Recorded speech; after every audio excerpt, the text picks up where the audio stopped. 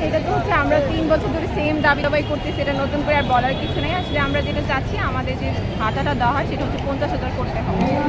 এটাই হচ্ছে আমাদের মেইন দাবি, এটার জন্য আমরা এখন রাজপথে আছি। এটা ভাতা, আমাদের ভাতা যে আমাদের মান্থলি একটা পেমেন্ট করা হয়, যেটা হচ্ছে যারা হচ্ছে বিএসএম এর আন্ডারে আছে তাদেরকে মান্থলি পে করা হয়, কিন্তু যারা হচ্ছে বিসিপিএস, আমরা যারা এফসিপিএস ট্রেনিং আছে আমাদেরকে 6 মাস পর পর হচ্ছে একটা ভাতা প্রদান করা হয়। তো সেই ভাতাটা হচ্ছে আমাদের জন্য ছিল 25,000 টাকা।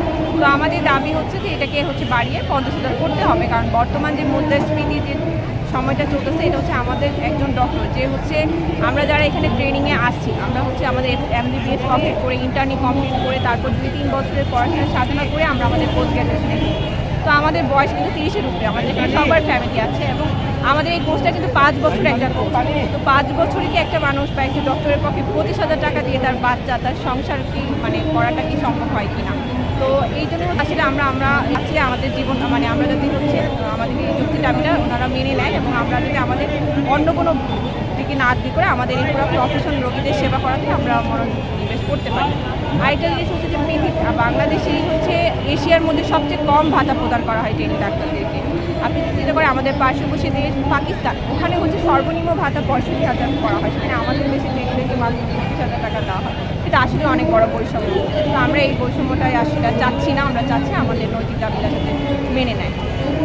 আপনারা তো ডাক্তার হচ্ছে আপনার খুবই মানে একটা মানবিক পেশা, আপনার এই ব্যাপারে রাস্তা অবরোধ করে না, আমরা তো আমরা কিন্তু এটা করি না, এটা কিন্তু আমরা একদিনে করতেছি না। আমরা সব দিক দিয়ে সব জায়গায় যে যখন দেখতেছি যে কোনোভাবেই কোনো কিছু না, তখনই কিন্তু আমরা এই পথে আসি।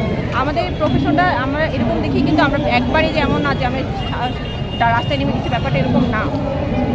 আপনারা যে রোধ করছে এগুলো তো ডাক্তার আপনারা যে এইভাবে রাস্তা অবরোধ করতেছেন, তো দেশেও তো অনেক সময় কষ্ট হচ্ছে ডাক্তার রাস্তা দেখা গেছে। না, ব্যাপারটা শুধু এরকম না, আমাদের দাবিটাও তো হচ্ছে কোনোভাবেই সরকার পর্যন্ত আমরা বোঝাতে পারছি না। ওনারা তো আমাদের এই দাবিটাকে ওনারা শুধু বলে যে আপনাদের দাবিটা যৌক্তিক, এটা দিয়ে আমাদের বিভিন্ন ধরনের আশ্বাস দেয়, এরকম আশ্বাস দিতে 3 বছর পার করছে। তো এখন আসলে আমরা এটা একটা স্থায়ী সুরা আছে, এই জন্য আমরা এই স্টেপটা নিয়েছি।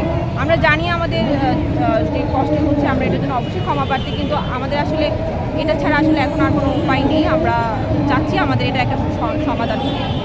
আপনি মানে আছেন কোথায় আছেন? আমি এখন শহীদ তাজুদ্দিন আহমেদ মেডিকেল কলেজে আছি, এফসিপিএস ট্রেনিং হিসেবে আছি, গাইনিয়ান অফিসার। ভালো